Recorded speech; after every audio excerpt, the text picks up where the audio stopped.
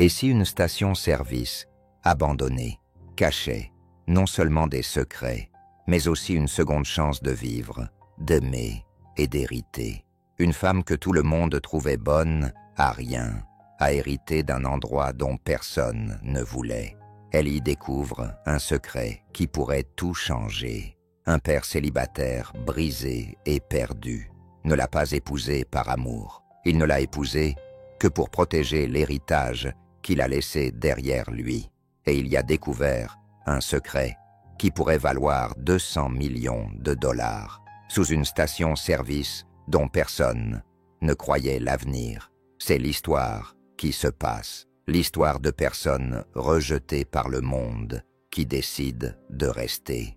Avant de commencer, si tu crois au pouvoir guérisseur de l'amour et à la force silencieuse de la gentillesse, abonne-toi à la chaîne. Si tu crois au pouvoir guérisseur de l'amour, à la force silencieuse de la gentillesse et aux histoires spirituelles, on t'invite à t'abonner. Rejoins également notre communauté grandissante en nous indiquant dans les commentaires ci-dessous le lieu où tu as regardé la vidéo. C'est parti. Un père célibataire a épousé une femme rejetée par la société. Ma mère, sans le savoir, a hérité d'une station-service en ruine. Elle est tombée sur un secret de 200 mètres de long. Le radiateur sifflait comme un serpent mourant. De la vapeur s'échappait du capot, s'enroulant comme des vrilles fantomatiques. Dans le ciel brûlant du Nouveau-Mexique, Julien Moreau claqua la portière de son camion, puis la ferma. Bottes qui crissèrent sur le gravier, et il marmonna entre ses dents. Bien sûr, il tombe forcément en panne ici. L'horloge du tableau de bord indiquait 17h47. Indiquait 17h47. Une heure infernale. Pas de réseau. Rien sur le réseau. Aucun bâtiment n'était visible, à l'exception d'un seul. À environ 400 mètres, une station-service délabrée se trouvait sur la route, dont le son-toit s'affaissait comme le dos d'une vieille. L'enseigne ouverte, décolorée par le soleil, se balançait doucement dans le vent chaud. Le désert avait doucement bougé dans le vent chaud. Le désert avait envahi chaque centimètre carré, à l'exception de la porte, qui semblait étrangement intacte, comme si, et défiait quiconque de la frapper. Sur le siège arrière, sa fille, Léna, remua. « Papa, j'ai chaud. » Julien laissa son instinct de pompier prendre le dessus malgré ses vêtements civils. Ses joues étaient rouges et ses cheveux humides. Il était trempé de sueur. Elle était restée silencieuse pendant presque tout le trajet, même si elle était très fatiguée. Elle était trop fatiguée pour parler, même pour se plaindre. Cela ce qui l'effrayait plus que le moteur en ébullition. Elle n'aurait jamais pu le faire. Il la prit dans ses bras. « On va chercher de l'eau. Ma chérie, il y a une station-service juste à côté. Là, tu la vois? Tu la vois ?» Elle acquiesça faiblement. Elle posa sa tête sur son épaule et ses petits doigts agrippés au col de sa chemise.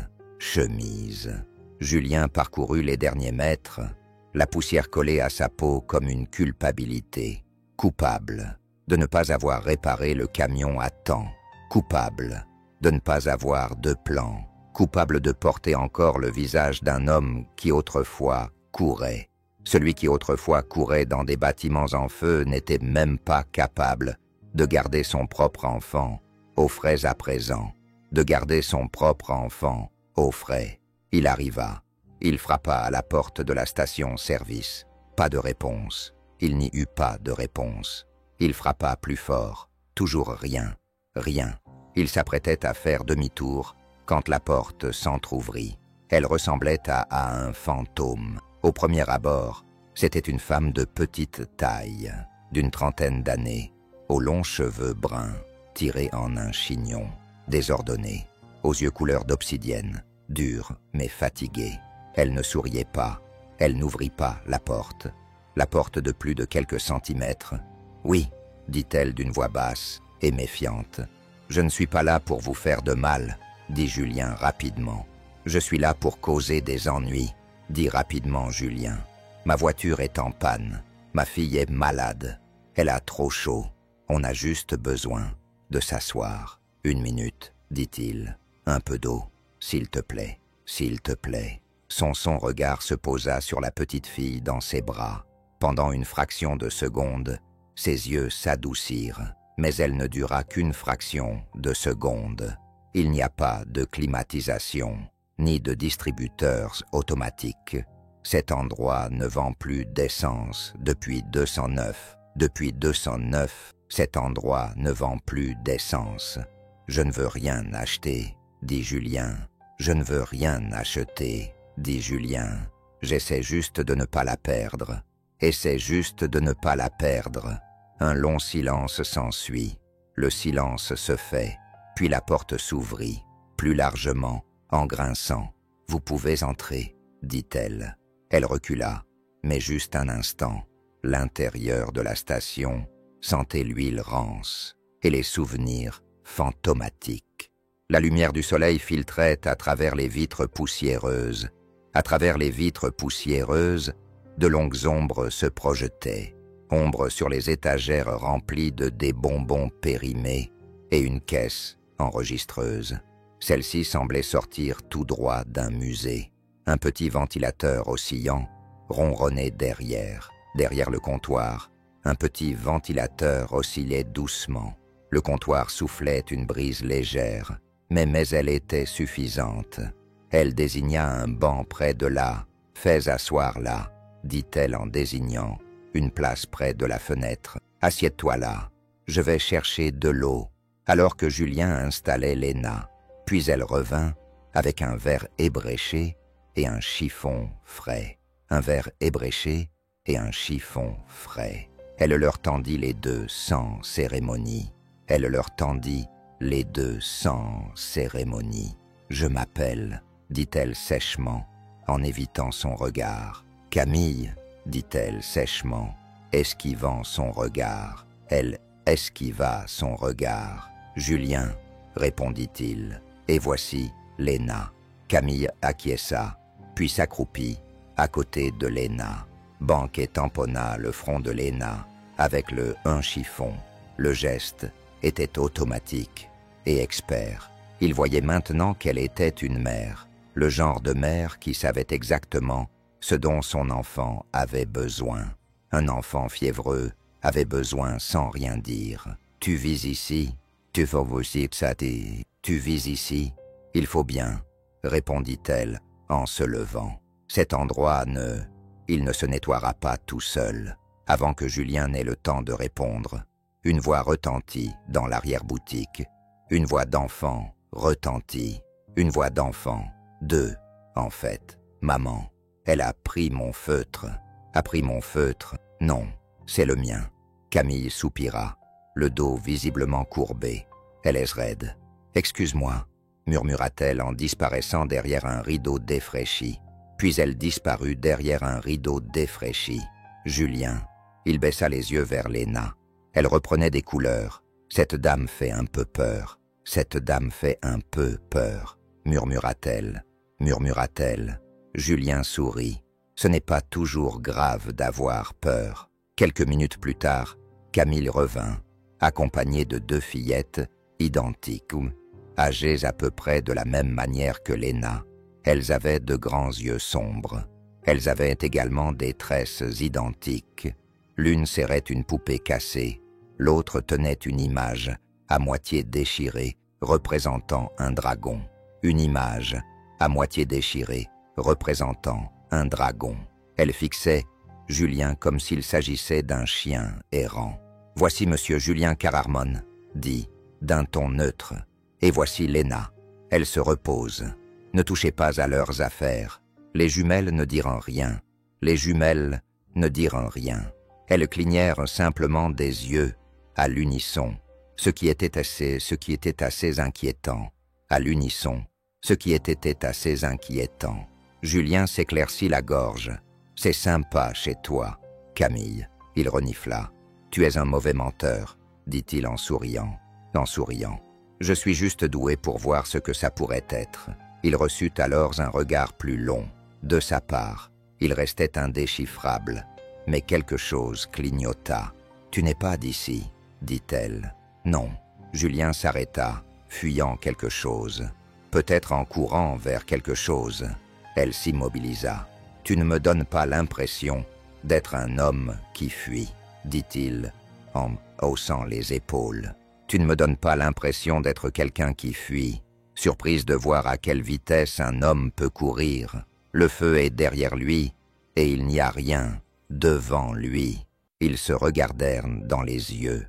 Pour la première fois, quelque chose d'inexprimable passa entre eux, deux vies brûlées, marquées, et « Tu dois réparer ton toujours debout, tu dois réparer ton camion », dit-elle presque trop vite. « Ouais », répondit-il, « mais je pense que je devais d'abord m'arrêter ici, d'abord. » Camille ne faisait pas confiance facilement, et elle ne faisait jamais deux fois la même erreur. Elle regarda Julien, Moreau, à travers la vitre sale, alors qu'il s'agenouillait pour examiner le capot ouvert de son vieux pick-up Ford. Un pick-up Ford. La sueur imprégnait. Le dos de sa chemise était imprimé sur le tissu, l'assombrissant, sous le soleil de fin d'après-midi. Il ne semblait pas s'en soucier. En réalité, il travaillait. C'était la détermination tranquille de quelqu'un qui a l'habitude de se faire sous-estimer. Elle avait déjà rencontré ce genre d'homme, mais celui-ci était différent. Depuis qu'elle l'avait laissé entrer, il n'avait rien demandé. Il n'avait demandé que de l'eau. Il n'avait pas insisté, ni flirté. Il n'avait pas essayé de la réparer non plus. Il s'était simplement montré utile. Camille retourna à l'intérieur où ses filles, Élise et Luna, étaient assises. Elles étaient en tailleur, assises par terre, sur le sol en linoléum, à côté de Léna. Elles comparaient leurs poupées, égloussant doucement. Cette vision lui rappela une émotion qu'elle n'avait pas ressentie depuis longtemps. Une lueur de paix, puis, presque, le mur réflexe se repara. La paix ne durait jamais longtemps. Ici, pas quand on était la femme qui était restée. La plupart des gens de cette ville l'avaient depuis longtemps rayée de leur vie. Pauvre Camille. Elle était coincée dans cette station-service qui ressemblait à un dépotoir. Elle refusait de vendre et refusait de partir. Il ne savait pas ce que c'était que d'être abandonné. Il ne savait pas ce que c'était que d'être abandonné par sa famille, par la vie et tout ça. Elle avait choisi de rester sur ses positions simplement parce que c'était tout ce qui lui restait et qui ne l'avait pas trahi. Elle avait été trahie. Son père avait aimé cet endroit, pas ouvertement, pas avec des mots, mais elle l'avait vu passer des décennies durant, à le maintenir en vie alors qu'il n'y avait aucune raison de le faire. Il réparait des pompes que personne n'utilisait, pour aucune raison particulière. Elle avait vu sa mère réparer des pompes que personne n'utilisait. Elle nettoyait des vitres que personne ne regardait. Et quand il est mort l'année dernière, il lui a laissé, avec une petite lettre et une boîte, des clés rouillées. Ses frères et sœurs ont ri, littéralement. « Tu as hérité du tram », a dit son frère. « Jang », lui a dit son frère. Le téléphone est retombé dans le vietnamien, à moitié en plaisantant, à moitié cruel. « Félicitations, monsieur. Vous avez hérité d'un palais plein d'huile, de fantômes. » Camille avait raccroché sans ajouter son mot. Un mot. La semaine suivante, elle avait emménagé, avec ses filles, et n'avait jamais regardé en arrière. Mais maintenant, cet homme, cet inconnu, était là, devant elle, s'était présenté, couvert de poussière, avec une petite fille malade, et rien d'autre. Il n'avait pas d'histoire, Pas d'ego, pas de projet, juste des mains qui travaillaient et des yeux qui ne la plaignaient pas. Elle détestait que cela la déstabilise. « Les filles, dit-elle en reprenant ses esprits, le dîner est prêt. » Les jumelles se levèrent en courant. Léna hésita, jetant un coup d'œil vers son père qui se trouvait dehors. Père qui était dehors. « Il va bientôt rentrer, » dit Camille, d'une voix plus douce qu'elle ne l'aurait voulu. « Viens, manger, plus tard, après avoir fait la vaisselle, et coucher les enfants sur des matelas. » Près de la pièce du fond, Julien entra enfin. Il entra dans la maison, essuyant la graisse de ses doigts, avec un chiffon qui semblait avoir traversé 3 guerres mondiales. À 3 guerres mondiales. Elle a recommencé, dit-il. Pas bien, dit-il, mais assez pour nous mener à la prochaine. Erreur. Camille sourit. C'est comme ça que la plupart des gens vivent, dit-il en riant sincèrement. Les gens vivent, dit-il en riant sincèrement. Le son était faible et chaleureux, comme un feu, qui prend dans du bois sec. Merci de nous laisser le temps de vivre, de venir. Je te revaudrai ça. Non, dit-elle, rapidement. Tu n'as rien à me devoir. Le silence s'installa. Le seul bruit était le ronronnement du vieux ventilateur près de la caisse. Un ventilateur près de la caisse. Julien se dirigea vers. Il posa ses mains dessus et avança jusqu'au comptoir. Il balaya du regard les étagères poussiéreuses. « Que fais-tu ici, Camille ? Cet endroit est un tombeau. »« C'était le sien, » répondit-elle simplement. « Ton père, » acquiesça-t-elle. « Il n'est jamais parti. Alors je suis restée. Je suis restée. C'est de la responsabilité de quelqu'un de le faire. C'est de la loyauté, dit Julien, ou de la pénitence. » Elle le regarda d'un air sévère. « Pardon, » dit-il en levant la main. Il leva la main. « Ça n'est pas sorti comme je voulais. »« Non, » dit-elle presque dans un murmure. Murmura-t-elle. « Ce n'est pas grave. » Il y eut un long silence. Le silence s'installa. Une douleur familière s'empara d'elle. Dans l'air, 2 personnes qui avaient trop vu, perdu trop, et qui se réveillaient quand même le lendemain. Il se tourna vers la fenêtre. Il se tourna vers la fenêtre. Avant, je courais dans des bâtiments en feu, dit-il, à voix basse. C'était plus facile que d'entrer dans une salle d'audience et de les regarder juger. La garde de Léna confiée à quelqu'un qui ne l'avait jamais vue. Vue. Camille cligna des yeux. « Elle est à toi ?» demanda-t-elle doucement. « Pas biologiquement, » répondit-il. « Ma femme, mon ex-femme, l'avait eue avec quelqu'un d'autre. Il était parti. J'ai élevé Léna depuis sa plus tendre enfance. Puis elle est partie, elle aussi. Mais Léna est restée. » Camille regarda vers l'arrière, où Léna dormait blottie contre lui. « Mon ex-femme l'a eue avec quelqu'un d'autre. Il est parti. Je l'ai élevée depuis. Elle est si bébé. Puis elle est partie aussi. Mais Léna est restée.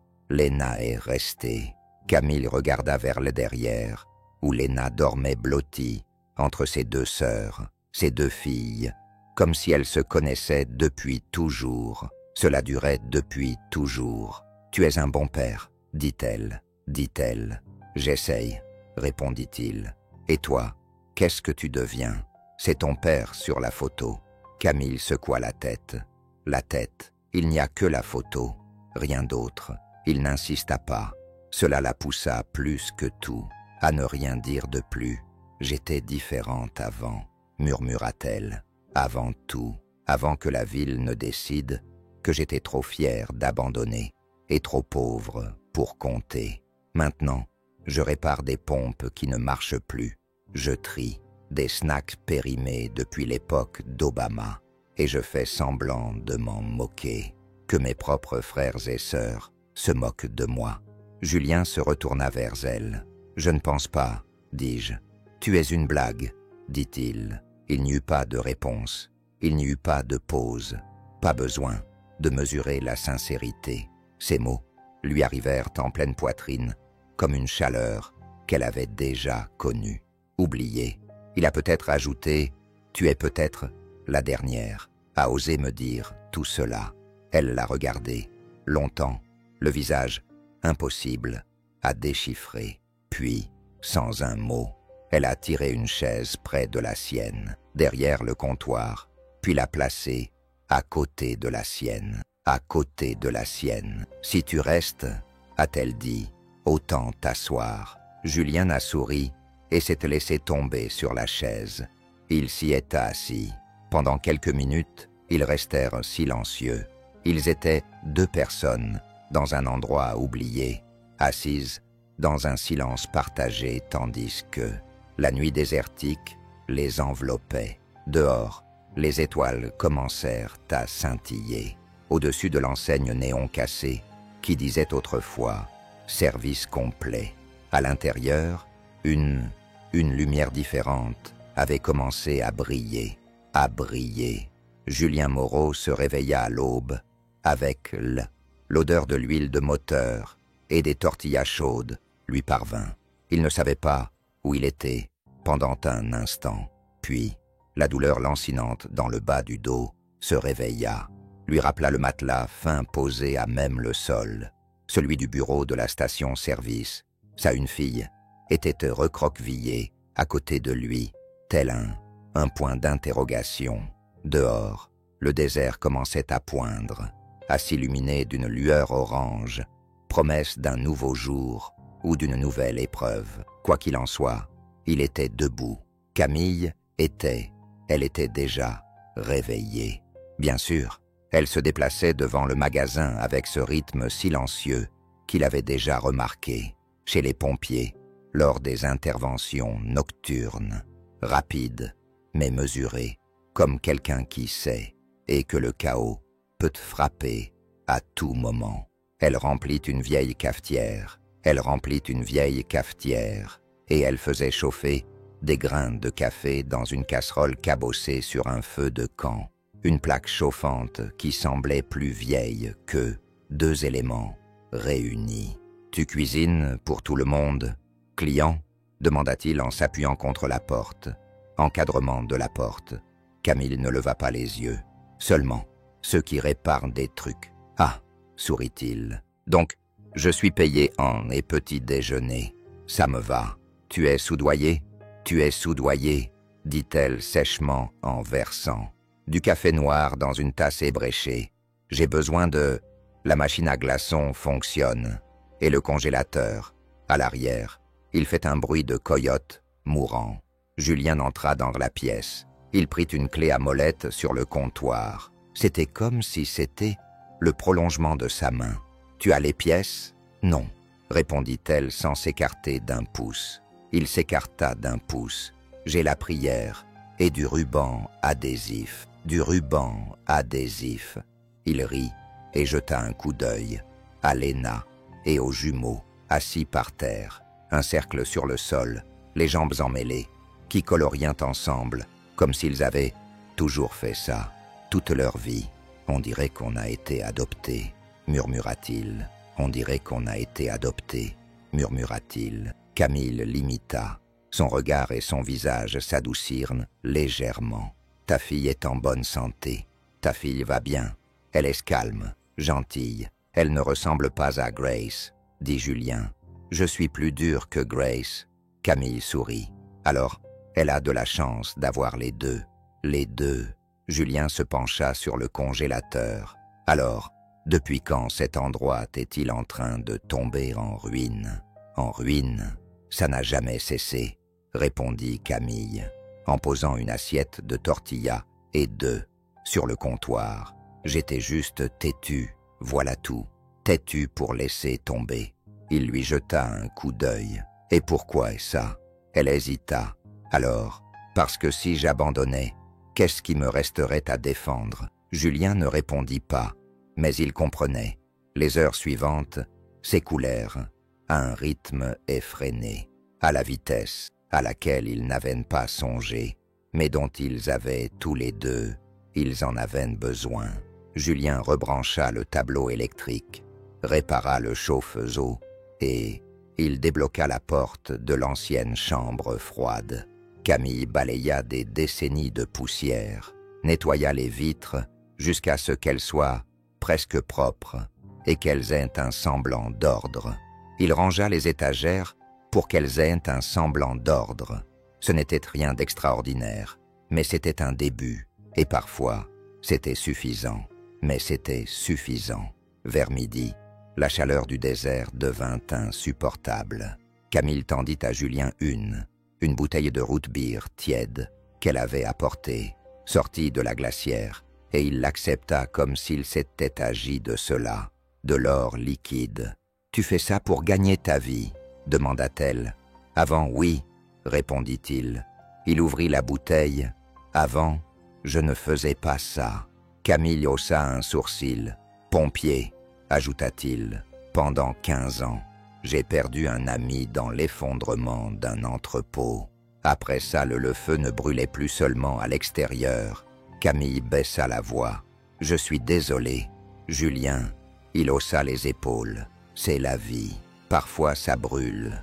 Parfois, ça t'apprend à reconstruire. » Elle acquiesça lentement. « Tu ne parles pas beaucoup, n'est-ce pas ?»« Si, » répondit-il en prenant une gorgée. « Mais pas de tout et n'importe quoi. » Camille croisa les bras. « Alors parlons de quelque chose. » « Quelque chose. » Il pencha la tête. « Toi, d'abord. » Elle hésita, puis dit doucement. « Cet endroit appartenait à mon père. Cet endroit appartenait à mon père. Il était calme. Il était peu loquace. Il riait aussi. Il était aussi peu bavard. Il travaillait cette terre tous les, comme si elle était sacrée. Et quand il est mort, il me l'a léguée. Juste à moi, pas à mon frère, pas à ma sœur, juste à elle, qu'il pensait avoir gâché. Pourquoi? Je me le demande tous les jours. » Julien regarda autour de lui.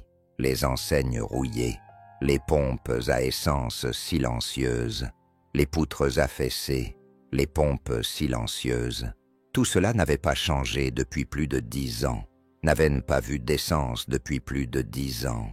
Penses-tu qu'il voyait quelque chose? Et toi? Eux? Non. Camille cligna des yeux. Personne ne l'avait jamais dit aussi clairement, pas même elle-même. Je ne sais pas, finit-elle par répondre. J'étais la seule à être restée. Peut-être que cela suffisait.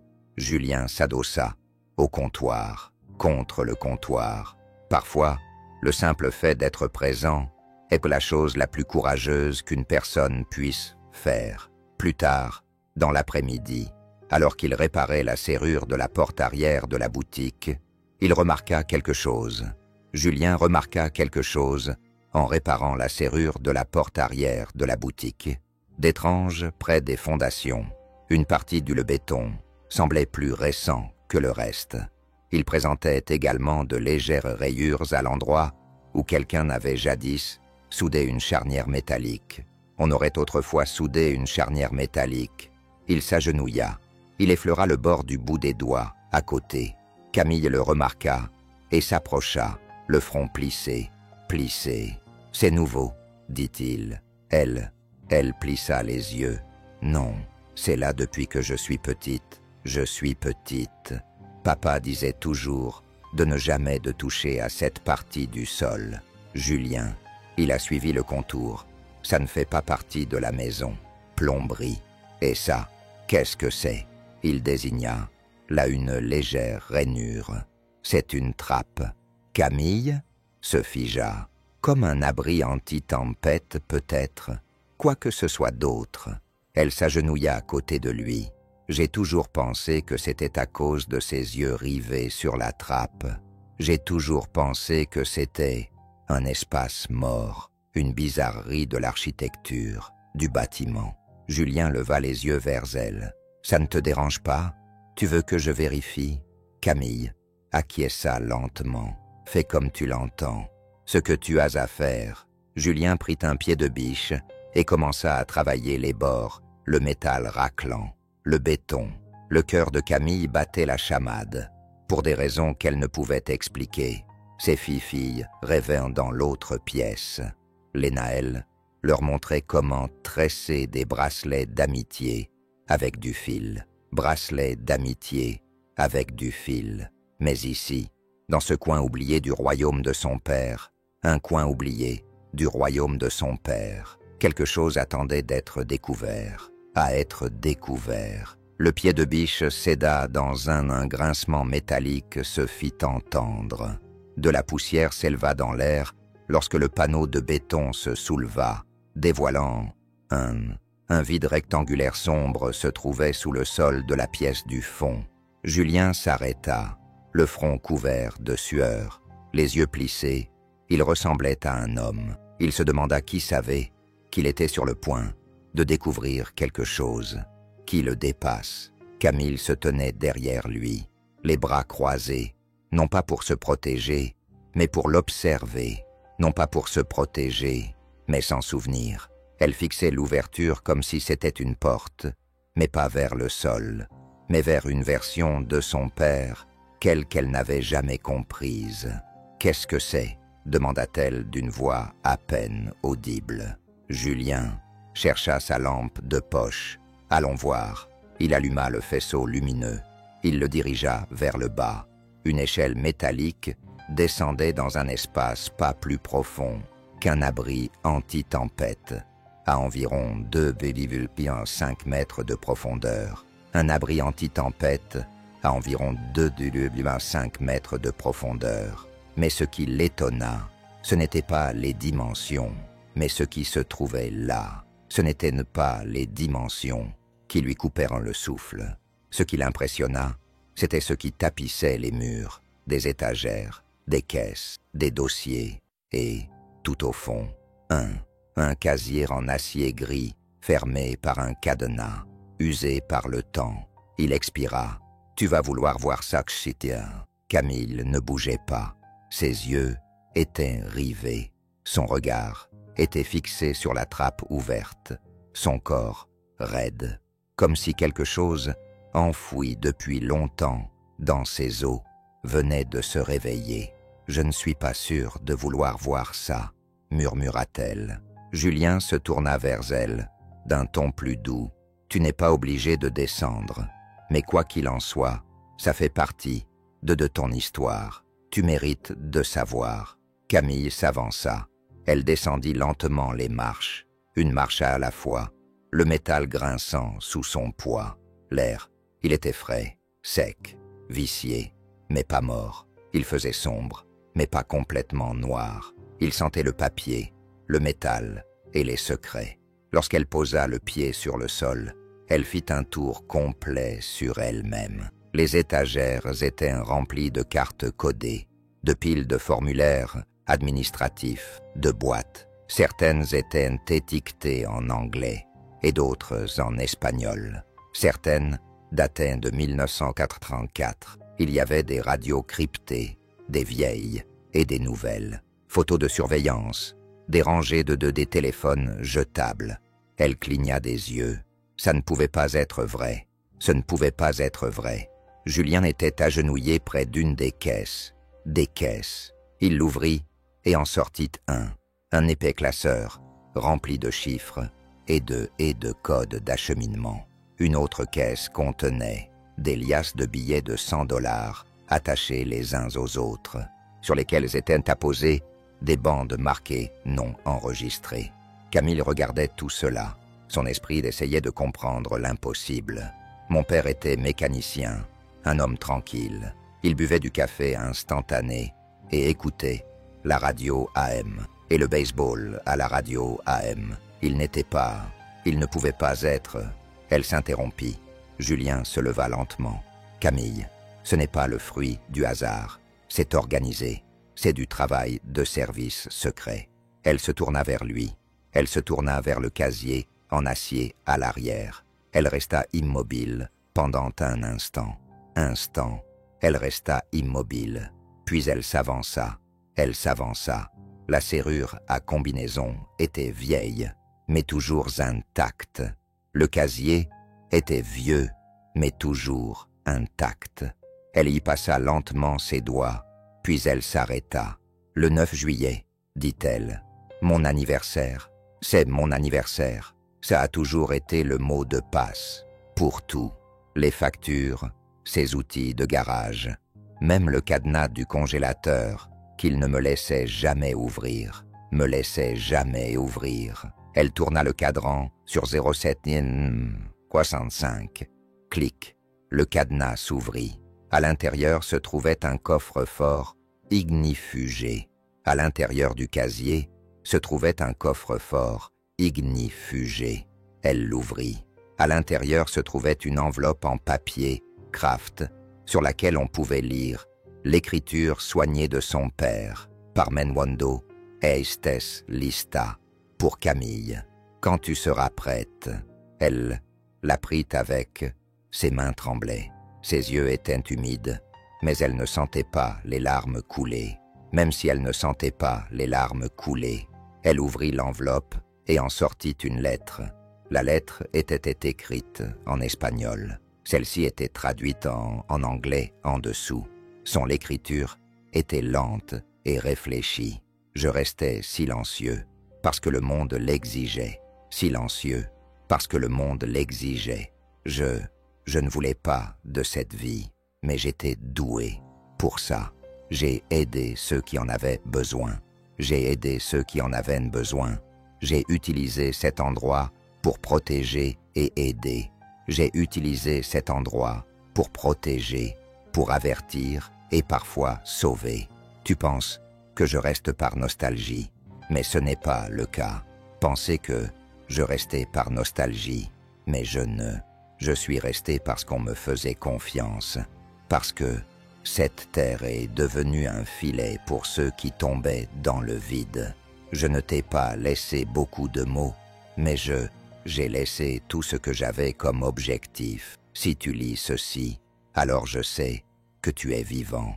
Si tu lis ceci, alors je sais que tu es resté. Et cela signifie que j'ai fait le bon choix. Papa Camille pressa la lettre contre sa poitrine. À cet instant, quelque chose se brisa en elle. Pas seulement le mystère de l'identité réelle de son père, mais aussi prise de conscience de toutes ces années passées à le défendre et à pleurer la simplicité de ce qu'elle croyait qu'il était, n'était en réalité que des illusions. Le deuil de la distance qui les séparait. Il ne l'avait pas abandonné dans l'oubli.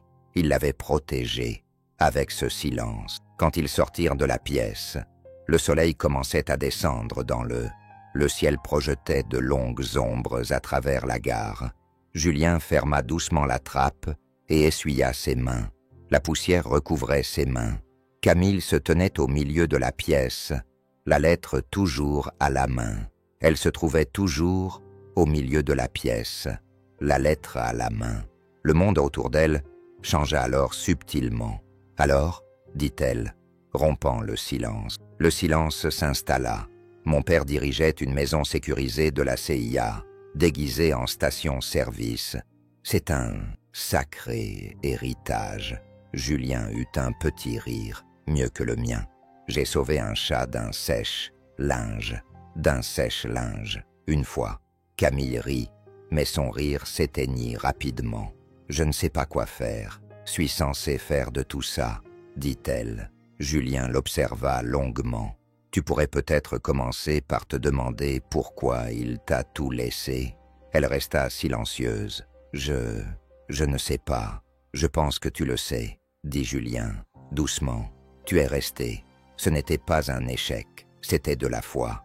Cette nuit-là, après que les filles se furent endormies, Camille s'assit seule. Toutes les filles s'étaient endormies.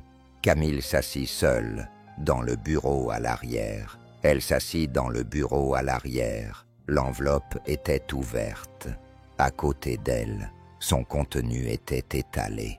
Sur la table, des noms, des documents, des preuves, des vies sauvées, des comptes, des preuves de vie sauvées, des preuves de vie et protégées. La lettre est posée sur ses genoux, contre son visage, quelque chose entre le chagrin et la fierté. Dehors, le désert murmurait, et le panneau rouillé de la station de péage, et cassé depuis longtemps, clignota une fois, une seule fois, tel le fantôme d'un homme qui avait enfin été compris. Camille se tenait dans la cuisine, avec la lettre de son père. Elle la gardait toujours sur elle, pliée dans sa poche arrière, comme si le fait de la garder près d'elle l'empêcherait de s'immiscer dans son monde, de s'immiscer.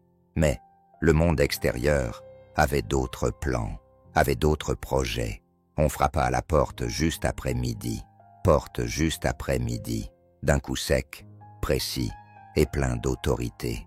Elle n'avait pas besoin de regarder à travers le vantais pour savoir qui c'était, vitre poussiéreuse pour savoir qui c'était. Teresa Dupont, sa sœur aînée, se tenait sur le perron fissuré, vêtue d'un tailleur pantalon qui semblait coûter plus cher que les revenus mensuels de Camille. Cela correspondait tout juste au budget mensuel de Camille pour les courses.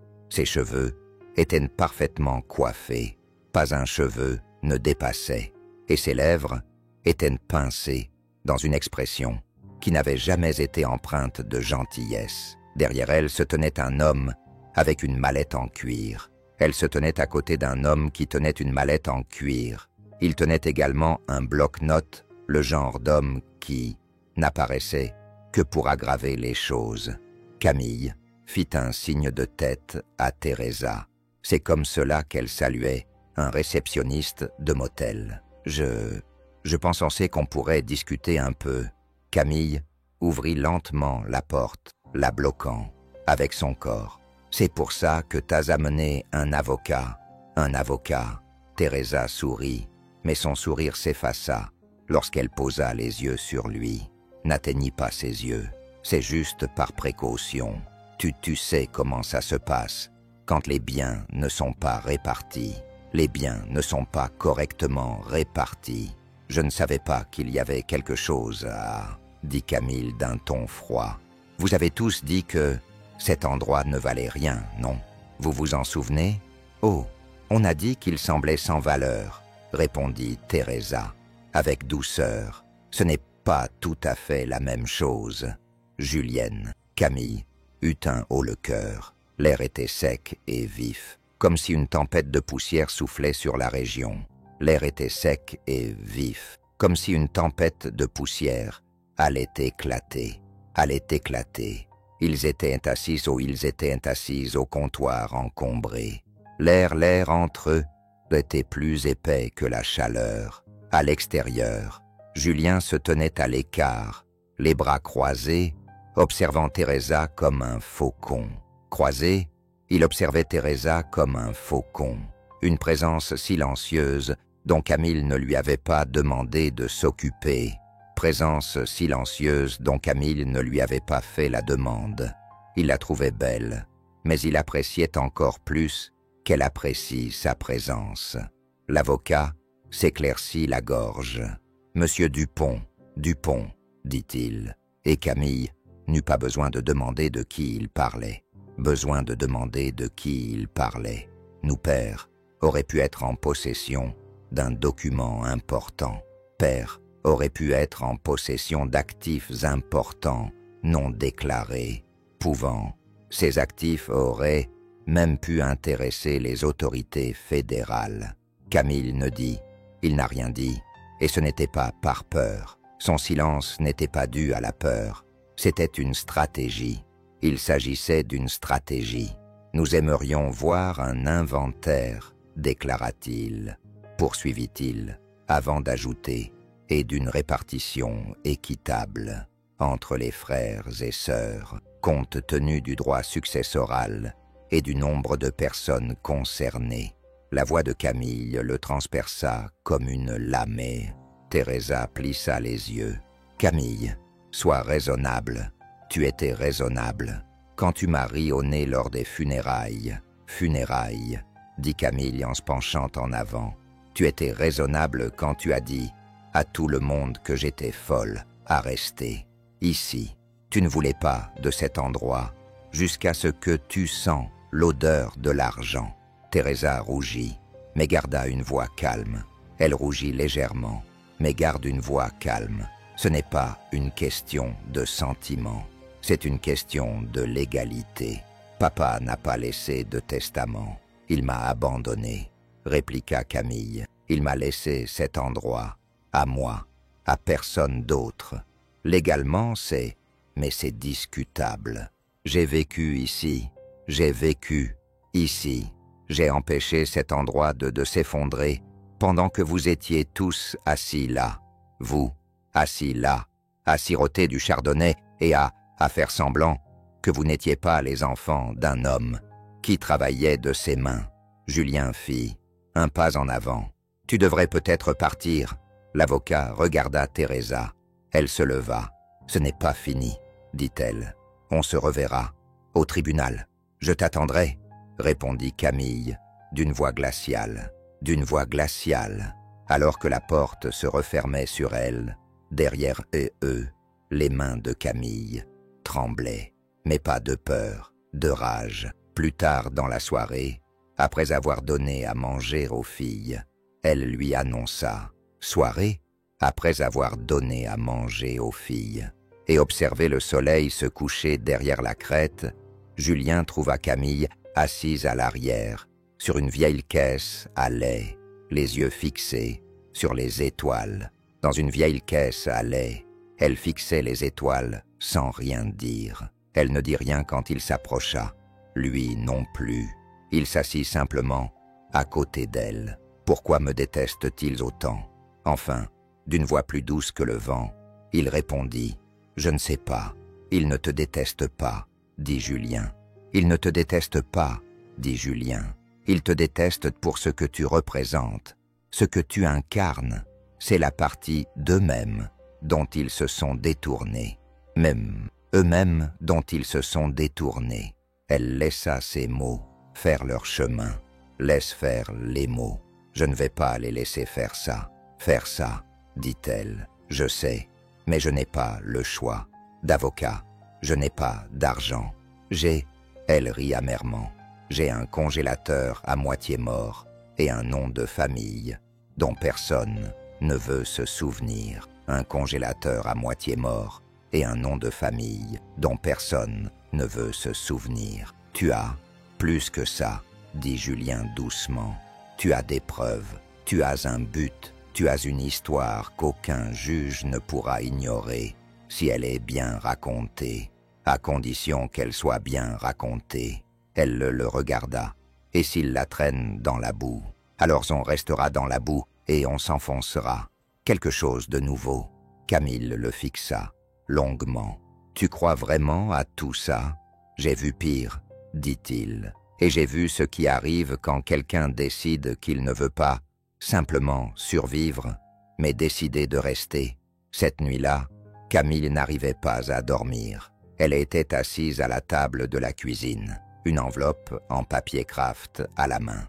Elle examinait chaque document, chaque compte, chaque journal codé que son père lui avait laissé. Derrière lui, elle a souligné des noms, marqué des dates de transfert, reconstitué l'image d'un homme ayant mené 2 vies, l'une publique et brisée, l'autre privée et puissante. Il ne lui avait toutefois pas laissé d'argent. Il lui avait toutefois laissé un héritage. Et maintenant, elle devait le protéger, pas pour elle-même, mais pour ses filles, et peut-être même pour le monde qu'il avait autrefois tenté de sauver avec discrétion. Le lendemain matin, elle est sortie pour rejoindre Julien, qui réparait les lumières de l'auvent à l'avant de la maison. « J'ai besoin de ton aide », a-t-elle dit. Il a baissé les yeux de l'échelle. Pourquoi faire? Le lendemain matin, elle est sortie pour rejoindre Julien, qui réparait les lumières de l'auvent devant la maison. « J'ai besoin de ton aide », dit-elle. Il baissa les yeux depuis son échelle, d'un air préoccupé, depuis l'échelle. Pourquoi faire? Pour tout. Ce n'était pas une demande en mariage. Pas du tout. Au sens romantique du terme. Il n'y avait pas de bougie allumée, pas de musique douce en fond sonore, pas de fond sonore, pas de voix tremblante qui demandait « Veux-tu m'épouser ?» C'était Camille, debout au bord de l'eau. Julien, les cheveux tirés en arrière, était établi, de la graisse sur la joue, le regard vif et déterminé. « Si je me marie, dit-elle, c'est sérieux.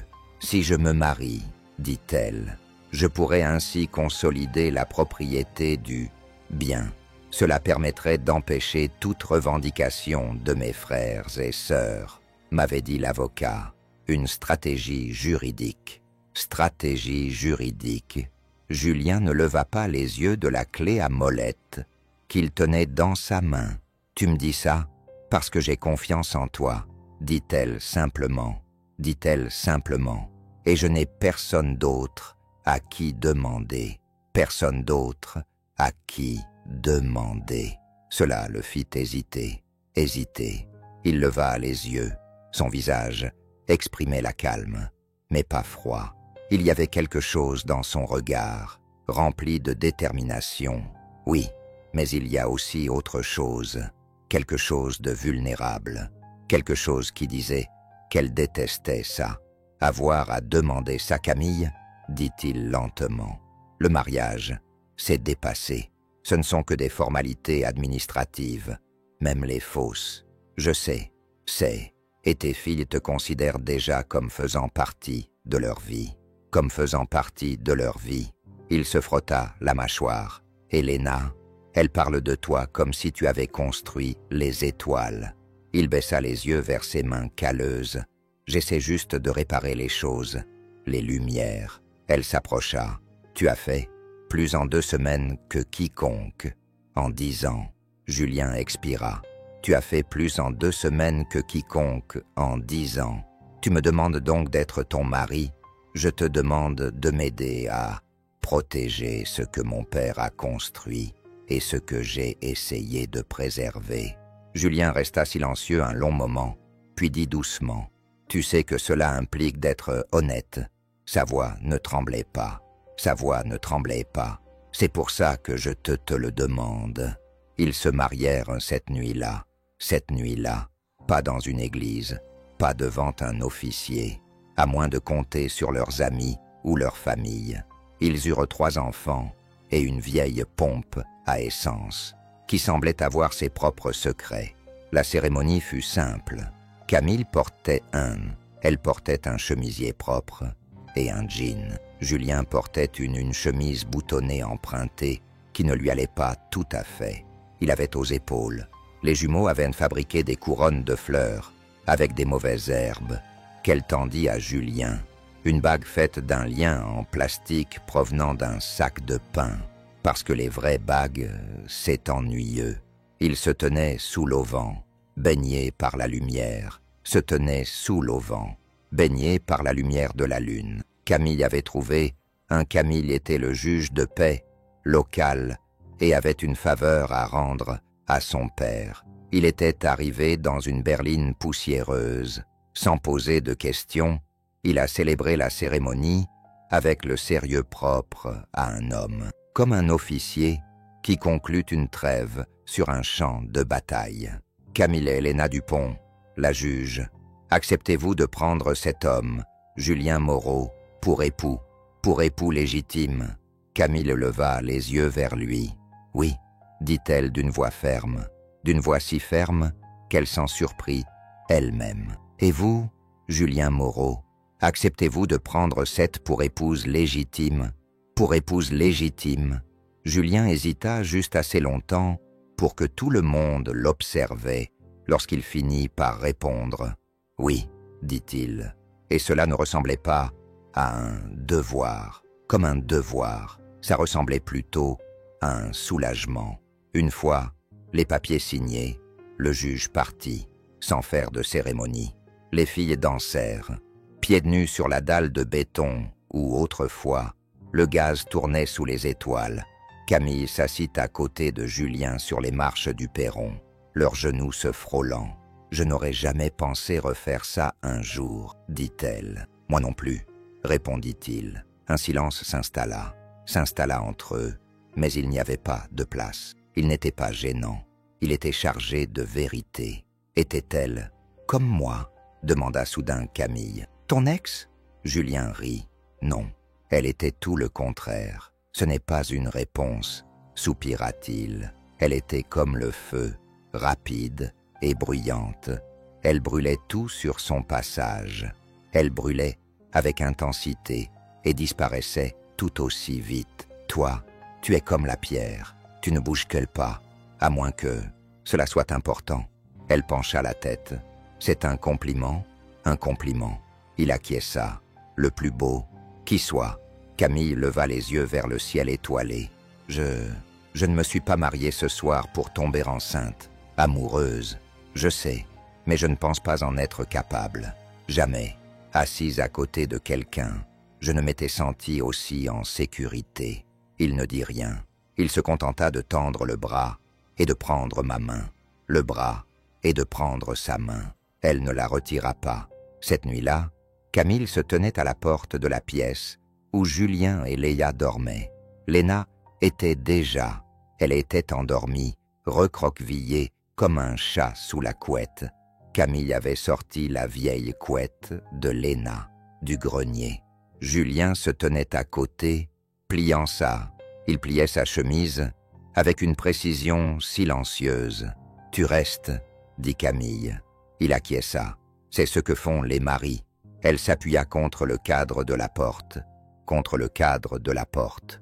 Tu n'as pas besoin d'être parfait. Tu dois juste être vrai. Julien la regarda, puis s'approcha d'elle. « Je suis là » dit-il simplement. « C'est tout ce que j'ai. » Elle sourit, fatiguée, doucement, mais sincèrement. « C'est tout ce dont j'ai besoin. » Au cours des semaines qui ont suivi, les choses ont commencé à changer. Les papiers ont été signés. Les droits de propriété ont été obtenus. La station-service, qui était autrefois un lieu fantôme, est devenue quelque chose de concret. Camille et Julien ont fait leur déclaration d'impôt en tant que couple marié. Ils ont ouvert un compte bancaire commun. Ils ont appris le rythme de la coparentalité. Les filles ont commencé à s'appeler sœurs, sans que personne ne les corrige. Et pourtant, quelque part, au milieu de tout ça, quelque chose de vrai a commencé à se développer. Ce n'était pas spectaculaire, ce n'était pas cinématographique, c'était discret et constant. C'était Julien qui réparait la porte moustiquaire avant qu'elle ne le lui demande. Camille qui préparait son café comme il l'aimait. Julien qui brossait le sable des chaussures des filles avant qu'elles ne le traînent à l'intérieur. Camille qui gardait la dernière pêche pour Léna. L'amour qu'il découvrait n'était pas toujours fracassant. Parfois, il apparaissait et restait. Un soir, alors que Camille fermait le magasin, elle aperçut son reflet dans la vitre poussiéreuse. Pour la première fois depuis des années, elle ne vit pas la paria, celle qui avait été abandonnée. Elle vit une femme qui avait choisi de rester et qui avait désormais quelqu'un à ses côtés. C'était Julien qui avait trouvé la faille. Le soleil de l'après-midi avait déjà commencé à descendre, projetant de longs rubans dorés sur le sol et raflés de la pièce de rangement. Il était en train de déplacer une étagère rouillée pour faire de la place pour réparer un congélateur quand il l'a remarqué. Une ligne légère dans le béton, presque parfaitement carrée, comme le fantôme d'une porte que quelqu'un avait essayé d'oublier. Au début, il a pensé que c'était un simple rafistolage. Les vieux bâtiments en avaient beaucoup, mais quand il a tapé dessus avec ses jointures, le son était creux, différent du reste de la dalle. « Camille » a-t-il appelé, en s'accroupissant à côté. Elle est arrivée rapidement, époussetant la dalle. Les vieux bâtiments en avaient plein, mais quand il y posa les jointures, le son devint creux, différent du reste de la dalle. « Camille » appela-t-il en s'accroupissant à côté. Elle arriva rapidement, en époussetant la farine de ses mains. Elle avait fait du pain de maïs avec les filles. « Qu'est-ce qu'il y a » demanda-t-elle. Julien lui montra du doigt. « Tu m'as dit que ton père t'avait toujours dit de ne pas toucher à cette partie du sol. »« Oui, toujours. Je pensais que c'était la plomberie ou... » Elle s'interrompit en regardant de plus près, les sourcils froncés. « Ce n'est pas normal. »« Non, ce n'est pas normal. » acquiesça Julien. « C'est une trappe, dirent-ils. » en la fixant pendant un moment, sans rien dire. « Tu es sûr de vouloir savoir ce qu'il y a là-dessous » demanda-t-il doucement. Camille croisa les bras. « Je vis là-dessus depuis 30 ans. Je pense qu'il est temps. » Le pied de biche glissa sous le rebord de la dalle, et, avec un grognement, Julien souleva. La trappe s'ouvrit en grinçant, libérant une odeur de renfermé provenant de sous le plancher. Une cavité carrée se révéla, profonde de 1,80 m, construite avec des parois renforcées d'acier. Une échelle métallique était accrochée à l'un des côtés. Ce n'était pas simplement un trou, c'était délibéré. Camille s'agenouilla à côté de lui, les mains tremblant légèrement. « Mon père, c'est lui qui a construit ça. » Julien acquiesça lentement. « C'est un coffre-fort. » Ils échangèrent un regard. Puis Camille se leva. « Je descends. » Julien attrapa une lampe de poche et la suivit. L'air était sec et froid, préservé par l'isolation et le silence. Camille descendit prudemment, ses bottes frappant les échelons métalliques qui n'avaient pas vu la lumière depuis des décennies. Julien la suivait, le faisceau de sa lampe de poche fendant les ténèbres. Au fond, leurs chaussures heurtèrent une plaque d'acier. Camille se retourna lentement. L'espace n'était pas plus large qu'un abri de jardin, mais ce qu'il manquait en taille, il le compensait en impact. Sur un mur, des étagères remplies de dossiers en carton soigneusement étiquetés. Sur un autre, des caisses estampillées d'un insigne gouvernemental effacé. Et au fond, une armoire verrouillée portant un symbole qu'aucun d'eux n'avait jamais vu jusqu'à présent. C'était l'emblème des Juliennes, gravé sur l'enveloppe que son père avait laissée dans le coffre-fort à Ledge. Un bouclier, un numéro, une étoile, la CIA. Camille retint son souffle. C'était réel. Julien acquiesça, les yeux scrutant les environs. Ce n'était pas juste un endroit pour cacher des trucs. Il avait construit ça pour protéger quelque chose. Elle s'avança et ouvrit l'un des dossiers. À l'intérieur se trouvèrent des photos de surveillance, des documents codés et un journal dactylographié à l'écriture familière de son père, intitulé « Communication ». John 1989, maison sécurisée au Nouveau-Mexique, Station Dupont. Ce fut comme un coup de tonnerre. Il n'était pas un mécanicien avec des passe-temps. C'était un agent secret, un gardien. Et cet endroit, cette station délabrée, était un repère de secrets bien avant de devenir leur maison. Ils passèrent les 2 heures suivantes à répertorier tout ce qu'ils pouvaient. Les dossiers décrivaient des itinéraires de contrebande, des transferts entre refuges et des canaux bancaires codés. Il y avait des photos de personnes, certaines souriantes, d'autres entourées d'un cercle rouge. Elle reconnut quelques noms dans d'anciens titres de journaux.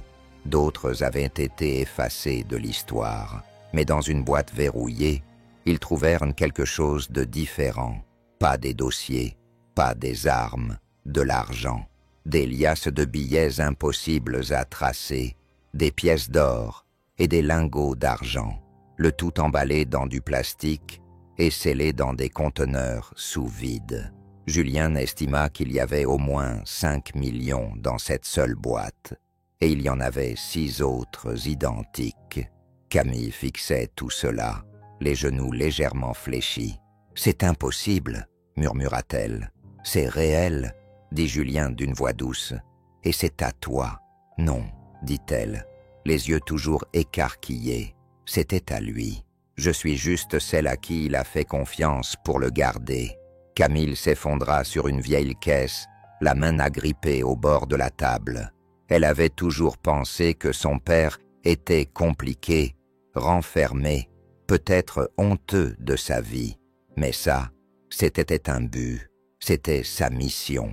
Et elle ne l'avait jamais vraiment connu. Quand ils remontèrent à la lumière déclinante du jour, Camille resta longtemps sans parler. Elle fixait le ciel comme quelqu'un qui le voyait différemment pour la première fois.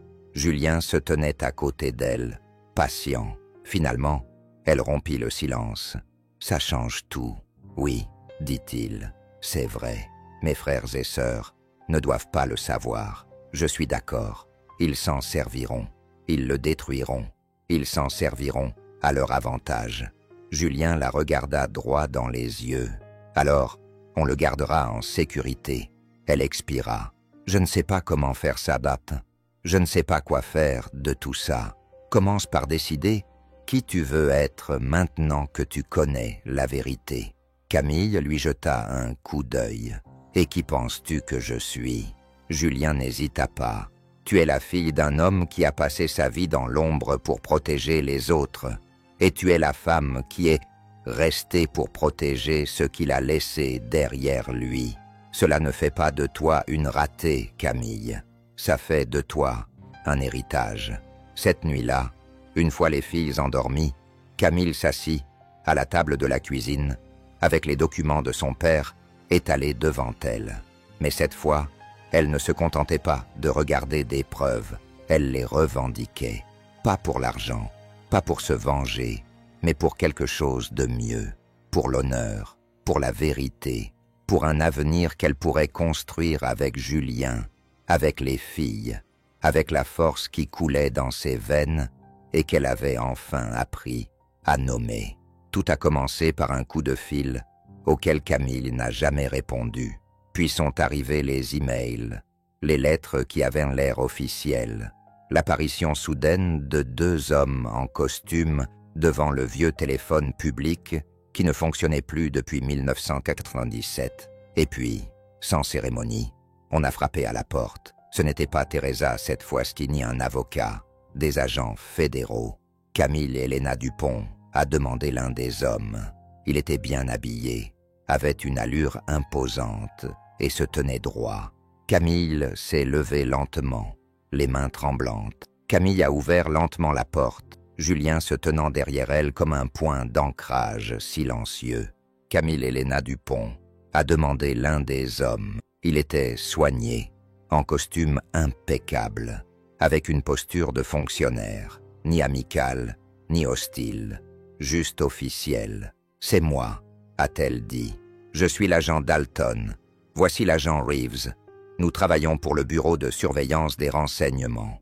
Nous aimerions vous parler des activités passées et présentes dans cette propriété. » Camille ne broncha pas. « Avez-vous un mandat? Nous ne sommes pas là pour fouiller, » dit Dalton. « Nous sommes là pour protéger. » Les épaules de Julien se raidirent. « Protéger ?» demanda Camille. « Le travail de votre père, » répondit l'agent Reeves. C'est à ce moment-là qu'elle a compris qu'ils étaient déjà au courant. Ils se sont assis au comptoir, où l'on servait autrefois le café de la station-service. Il y avait maintenant un dossier en papier Kraft qu'elle n'osait pas ouvrir. Julien est resté près d'elle, les yeux rivés sur les agents, prêt à bondir si nécessaire. L'agent Dalton a fait un geste d'apaisement. Mademoiselle Dupont, votre père, Diego Dupont, a dirigé ce que nous appelons un refuge national de niveau 3 de 1945 à environ 2006. Et personne ne m'a rien dit, dit Camille, avec une amertume aiguë dans la gorge. Il n'était pas censé le faire, répondit Reeves. Cela aurait compromis toutes les missions qu'il soutenait. C'était mon père, dit-elle brusquement. Oui, dit Dalton calmement, et l'un des agents civils les plus fiables du Sud-Ouest. Le dossier glissa sur le comptoir vers elle. « Qu'est-ce qu'il y a là-dedans » demanda Julien. Dalton l'ouvrit. À l'intérieur se trouvèrent des photos du père de Camille, en train de surveiller quelqu'un, des lettres de félicitations provenant de sources anonymes et des documents bancaires liés à des opérations américaines en Amérique latine. Certains documents avaient été censurés, d'autres étaient à peine lisibles, juste assez pour laisser entendre « Attendez ». Reeves se pencha vers elle. « Vous n'avez pas d'ennui, mais les informations sur cette propriété sont maintenant considérées comme un bien national. Il y a des gens, à l'étranger comme ici, qui seraient prêts à payer cher pour accéder à ce que votre père a laissé. Vous êtes donc ici pour le prendre ?» demanda Camille à voix basse. Dalton. Il secoua la tête. Nous sommes là pour le mettre en sécurité. Mais on a besoin de ta coopération. Camille eut un haut le cœur. Ils vont l'enterrer, murmura-t-elle à Julien. Enterrer son père. Julien croisa son regard. Pas si on tient bon, intervint Dalton. Ce n'est pas une menace, Camille. C'est une invitation, répondit Dalton. À quoi? À décider comment tu vas gérer l'héritage de ton père. Continuera à vivre cette nuit-là, après le départ des agents et leur promesse de revenir. Les agents sont partis, laissant derrière eux leur promesse de revenir. Bientôt, Camille se retrouva seule derrière le comptoir, fixant l'enveloppe qu'ils lui avaient laissée. Comptoir, fixant l'enveloppe qu'ils lui avaient été laissée, qu'ils avaient laissée derrière eux. Elle ne l'ouvrit pas. Au lieu de cela, elle sortit dans la rue, obscurité où se dressaient de vieilles pompes à essence, comme des soldats silencieux, gardant un champ de bataille de noms oubliés. Julien. Il savait qu'elle les suivait après un moment. Il savait tout ce qu'elle disait, même à voix basse. Il ne savait pas. Il ne savait pas. Toi, Julien, répondit-il, c'est la différence. Elle se tourna vers lui. Elle se tourna vers lui. Je ne veux pas qu'il transforme cet endroit en une simple note de bas de page. Je ne veux pas que le nom de papa disparaisse dans un dossier scellé. Alors, ne les laisse pas faire. Je n'ai pas ce genre de pouvoir. De pouvoir. Julien s'approcha. Si, tu l'as. Tu n'es pas seulement sa fille. Tu es plus que ça. Tu es celle qui est restée. Qui est restée. Tu as maintenu cet endroit, alors que tout le monde s'enfuyait. C'est plus que... c'est du pouvoir. C'est un droit de propriété. Camille rit amèrement. La propriété ne signifie pas grand-chose face au gouvernement fédéral. Julien lui prit la main. Alors, peut-être est-il temps que tu t'appropries ton histoire, la leur. Le lendemain matin, Camille a pris une décision. Elle a rappelé les agents. Vous pouvez chercher, vous pouvez faire l'inventaire, mais vous n'avez pas le droit d'effacer quoi que ce soit. Quoi que ce soit. Je garde la station, le mode, le nom, l'histoire. Et si ça va devant les tribunaux, je dirai au monde entier je dirai au monde entier que mon père a servi ce pays sans rien attendre en retour. Père a servi ce pays sans rien attendre en retour. Drapeau, ni pension, juste par sens du devoir. Et je te mets au défi de contester ça officiellement. Je te mets au défi de contester ça officiellement. Dalton resta silencieux un long moment, puis il dit « Je comprends. Les nouvelles vont vite dans les petites villes. En moins d'une semaine, des rumeurs circulaient à propos d'agents fédéraux, l'ancienne station du pont, puis les journalistes, les voisins curieux et les cousins opportunistes. Les cousins opportunistes. Camille ne les avait jamais vus, rencontrés, mais elle était désormais prête. Elle donna une seule interview sous le porche, où ses deux filles jouaient derrière elle. Elle ne dit « Mon père n'était pas riche, mais il a construit quelque chose d'inestimable. Il m'a appris, ce qui est juste n'est pas toujours applaudi, mais c'est toujours et important.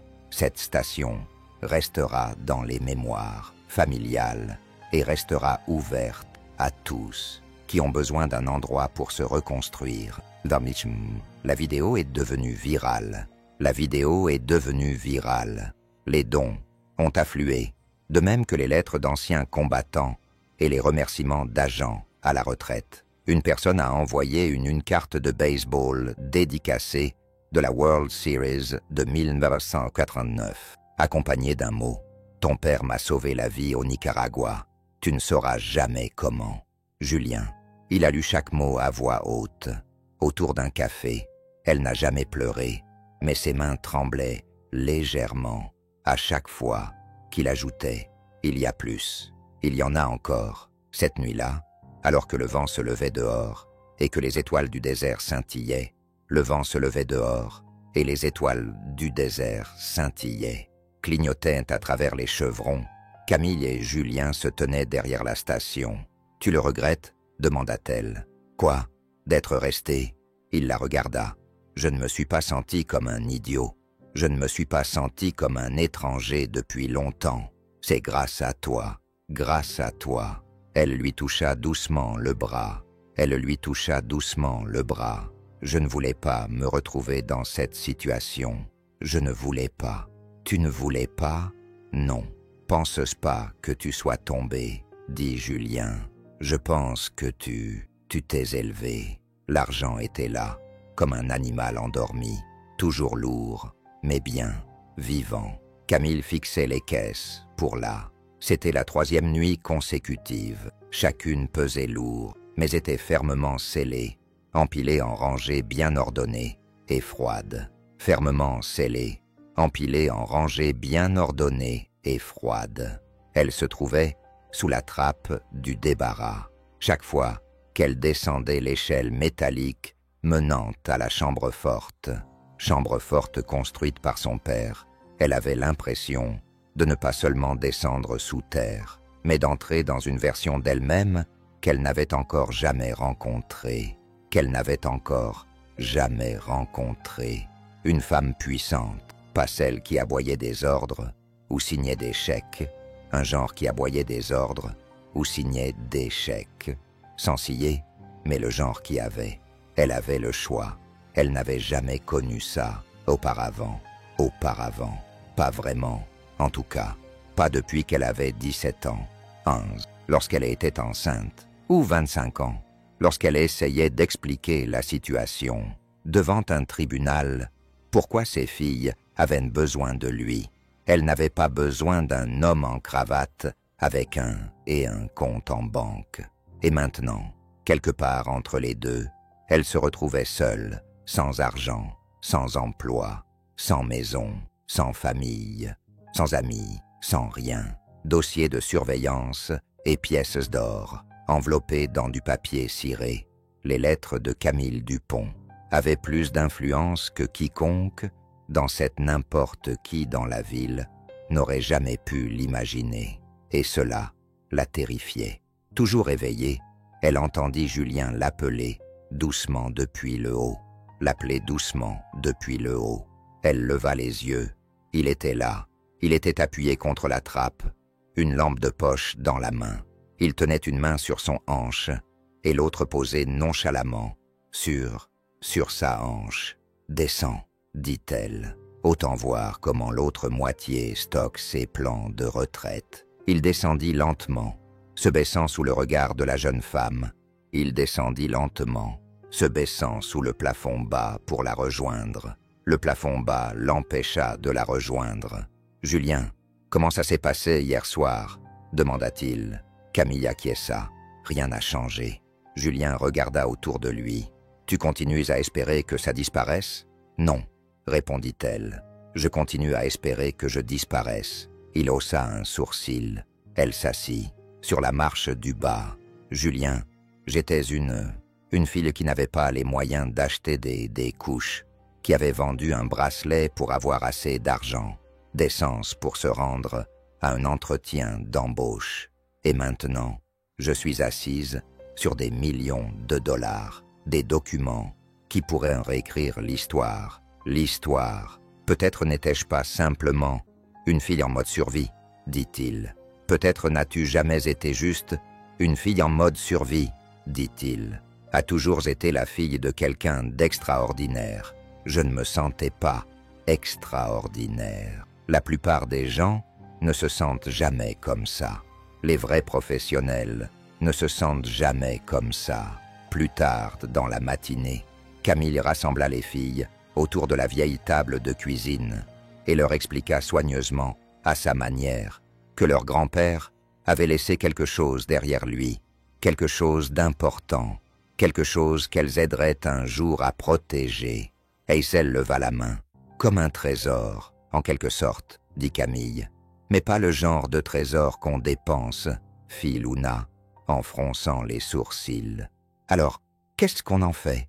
demanda Camille, après un long moment de réflexion. « On en fait quelque chose d'important. » Hazel a levé la main. « Comme un trésor, en quelque sorte, » ajouta Camille. mais pas le genre de trésor qu'on dépense, a dit Luna, en fronçant les sourcils, en fronçant les sourcils. Alors, qu'est-ce qu'on en fait? Camille a réfléchi. Longtemps, on le transforme en quelque chose qui compte, quelque chose qui compte.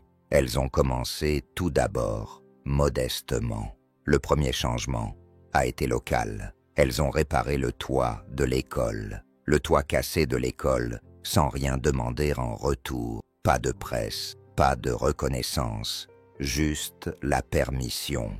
Pas de presse, pas de reconnaissance, juste une enveloppe a été laissée dans la boîte aux lettres du directeur, avec un chèque et une note de quelqu'un qui se souvient de ce que c'est, que d'être assis sous des fuites. Puis vint l'arrêt de bus, reconstruite avec des bancs, un abri et une bibliothèque gratuite peinte par les filles. Elle-même, Julien l'a construite avec des morceaux de bois et un sourire, en disant « On ne sauve pas le monde, on améliore un petit coin du monde ». Puis, Camille a rencontré le maire. Le déjeuner était tendu. C'était un homme de carrière. Les cheveux lisses, il avait l'habitude de charmer, mais il s'est adouci lorsqu'elle lui a annoncé son intention de créer un centre communautaire sur le terrain de la gare. Ouvrir un centre communautaire sur le terrain de la gare. Les cours d'anglais langue seconde, ainsi que les ateliers de la banque alimentaire, pourraient reprendre. Le maire lui a demandé des détails sur le financement. « Je ne te demande pas la permission », a-t-elle dit. « Je t'informe de ce qui va se passer. » Le maire cligna des yeux. « Et qui finance tout ça ?» Elle lui tendit un budget dactylographié. Il lui tendit un budget dactylographié. Une dotation privée, anonyme. Une dotation privée, anonyme. Il haussa les sourcils. Il haussa les sourcils. Cette personne anonyme, c'est toi. Camille sourit. Ça ne te regarde pas. Ce qui doit t'intéresser, c'est que pour la première fois en 30 ans, cette ville va avoir un endroit où les gens pourront se rendre, et quand personne d'autre ne veut d'eux. Il s'est penché en arrière, pensif. Je ne m'attendais pas à ça de la part de la fille de la station-service. Elle s'est levée. C'est parce que tu ne fais jamais attention. La station-service a changé lentement, mais sûrement. Là, la pompe est restée cassée, mais les vitres ont été nettoyées. Le toit a été réparé et les mauvaises herbes ont été arrachées. Un petit jardin fleuri a poussé devant, des tomates, des tournesols, du basilic. Léna et les jumeaux l'arrosaient à tour de rôle. Chaque matin, avant d'aller à l'école, la nouvelle s'est répandue. Des bénévoles sont arrivés, des gens sont arrivés, qui ne l'avaient pas vue depuis des années, sont venus avec des outils, de la peinture ou simplement une anecdote à raconter. Ils ont apporté des outils, de la peinture, mais aussi des anecdotes à raconter. À propos de son père, je me souviens qu'il avait donné un sandwich à un gamin en fugue, en 95. Un homme a dit, il ne lui a même pas fait payer l'essence. Un homme a dit, il ne lui a même pas fait payer l'essence. Mon cousin m'a dit qu'il cachait des messages sous les bidons d'essence, a chuchoté un autre. C'était un professeur à la retraite. Camille écoutait, chaque souvenir comme s'il s'agissait d'une phrase. Éloge funèbre qu'elle n'avait jamais pu prononcer. Et elle a réalisé quelque chose d'inattendu. L'héritage n'était pas dans le coffre-fort. L'héritage n'était pas dans le coffre-fort. Il était déjà là. Il était déjà là, dans les murs. Il était dans les murs, dans les deux histoires en elle. Un soir, alors que le soleil se couchait dans le désert, Julien l'a trouvée. Elle était assise sur les marches du porche, cirée. Il l'a rejointe et il lui a tendu une boisson fraîche. « Tu as réussi » lui a-t-il dit. « On a réussi » lui a-t-il dit. « On a réussi » répondit-elle. « Non, c'est toi qui as mené la danse. C'est toi qui as mené la danse. » Elle le regarda un petit sourire se dessinant sur ses lèvres. Un sourire se dessina sur ses lèvres. Je ne pensais pas pouvoir porter autant. Tu ne le portes pas, dit-il, dit-il. Tu le plantes. Elle appuya sa tête contre son épaule. Avant, je pensais que l'or était lourd, parce qu'il était. Aujourd'hui, je sais que c'est parce qu'il est précieux. Je pense que c'est lourd, parce que ça demande quelque chose de toi. Julien a expiré, l'air de dire « Quelle de responsabilité, de la compassion, de la vision ». Il a hoché la tête, il a hoché la tête. « Tu en as 3, je suis là pour toi », a-t-elle murmuré. Il l'a embrassé, le sommet de sa tête. Ça aide aussi. Cette nuit-là, Camille ouvrit le coffre-fort. Une dernière fois, elle ne compta pas, elle ne bougea rien. Elle resta là, éclairée. Une seule ampoule éclairait la pièce, entourée de poids, de tout ce que son père n'avait jamais dit. Elle sortit un stylo de sa poche arrière. Elle s'agenouilla à côté de la caisse la plus basse, puis écrivit « Que cet or serve à construire, autre chose que des clôtures, qu'il serve à construire l'avenir. » Puis elle éteignit la lumière et grimpa à l'échelle. Puis referma le volet derrière elle. Et cette fois, elle le verrouilla jusqu'en haut. À l'arrivée de l'automne, la station-service ne ressemblait plus beaucoup à une station-service. La rouille recouvrait toujours les pompes. L'enseigne défraîchie indiquant « service complet » était toujours accrochée de travers, à son fil de fer. Mais tout le reste avait changé. Tout le reste avait changé. Le parking en gravier était devenu un lieu de rassemblement. Les dessins à la craie des enfants s'entrecroisaient. Des prières colorées, telles des tables de pique-nique, étaient installées sur le béton. Une table de pique-nique était installée à l'ombre d'un arbre.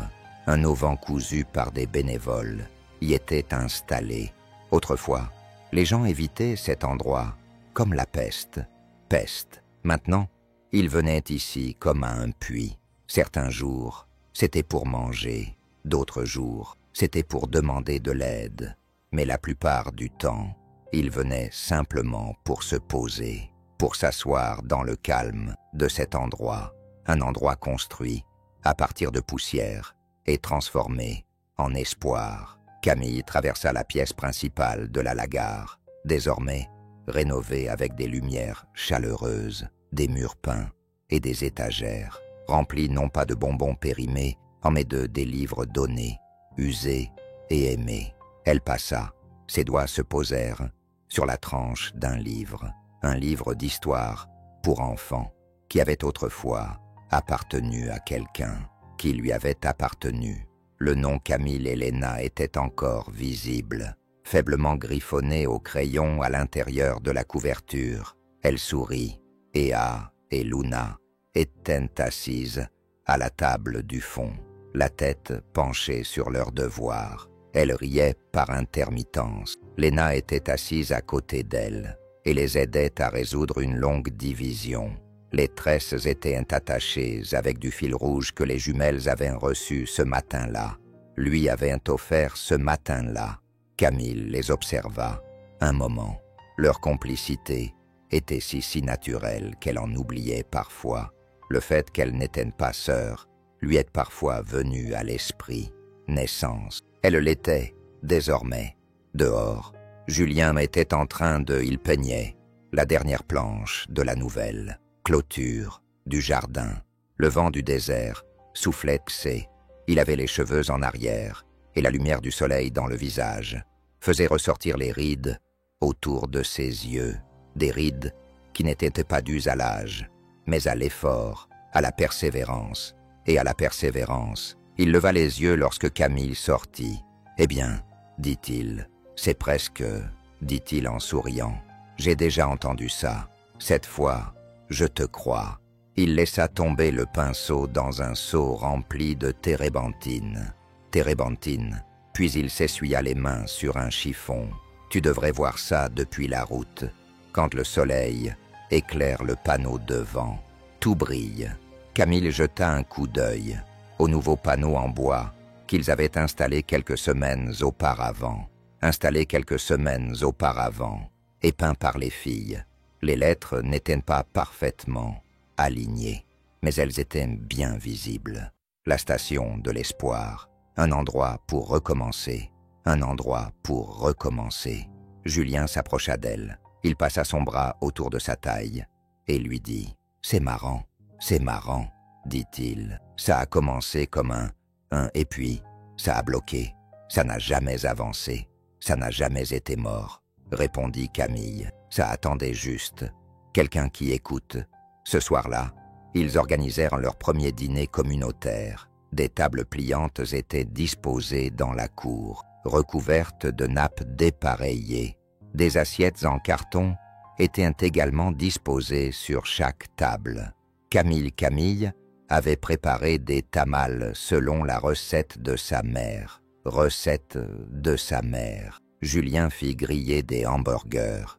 Les voisins ont apporté des tartes, de la salade de pommes de terre et d'autres mets. Des histoires. Les enfants couraient pieds nus dans l'herbe. Porche, leur rire léger résonnait comme des cloches. Une femme de l'autre côté de la ville, c'était une ancienne camarade de classe de Camille, s'est approchée d'elle en fin de soirée. Elle tenait une assiette en carton à la main. Dans une main, elle tenait une assiette et, dans l'autre, une photo. « Je ne connaissais pas ton père à l'époque, » dit-elle. « J'ai trouvé ça dans le garage de mon oncle. Il m'a dit que ton père lui avait donné un travail, alors que personne ne voulait l'embaucher. D'autres ne voulaient pas l'embaucher. Il a dit qu'il le payait de sa poche, propre argent de sa poche, pour qu'il ne perde pas sa maison. » Camille a pris la photo. C'était son père, le jeune Sirius, debout à côté d'un homme qui semblait à la fois nerveux et soulagé. Derrière eux, on pouvait voir la station-service, toujours debout, écaillée et usée par les années, mais toujours debout. Elle ravala la boule qui lui serrait la gorge. « Merci », murmura-t-elle. La femme lui sourit et répondit « Non, merci à toi. Je suis restée. » Plus tard dans la nuit, les filles s'endormirent, enlacées sous une couverture, à la belle étoile qui brillait au-dessus d'elles comme 1000 petites promesses. Camille et Julien étaient assis sur le capot de la camionnette, observant les braises du feu de camp qui rougeoyaient. « Tu avais déjà pensé à ce que nous allions faire ici, qu'on finirait ici ?» demanda Julien d'une voix basse. À voix basse, Camille rit. « Ici, Jo, mariée à un homme que j'ai rencontré sur une route déserte. Assise, une fortune, un centre communautaire dans une station-service en ruine. Un centre communautaire dans une station-service en ruine? Certainement pas. » Il sourit. « Moi non plus. » Elle lui jeta un coup d'œil. « Est-ce que la vie que tu avais avant t'a déjà manqué ?» Il secoua la tête. « Ça n'a jamais été une vie, juste du bruit. » Camille appuya sa tête contre l'épaule de son ami. Sur son épaule. « Je ne savais pas que j'avais besoin de ça. Ça, avant que ça ne me tombe dessus. » Julien baissa les yeux. Il posa sa main dans la sienne. « Tu n'as pas seulement construit une famille. Camille, dit-il, tu en as choisi une. C'est important. » Elle acquiesça lentement. C'est drôle parfois. Quand tout s'écroule, on peut décider de ce qu'on veut. Garder. Julien embrassa le sommet de sa tête, en silence, pendant un moment.